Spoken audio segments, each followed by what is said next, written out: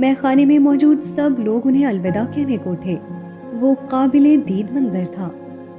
آپ ہمیں یہ بتائے بغیر نہیں جا سکتے کہ میں نوشی ممنوع کیوں ہے، میں نے کہا۔ ایرسٹوس تیوریاں چڑھائے میری طرف بڑھا۔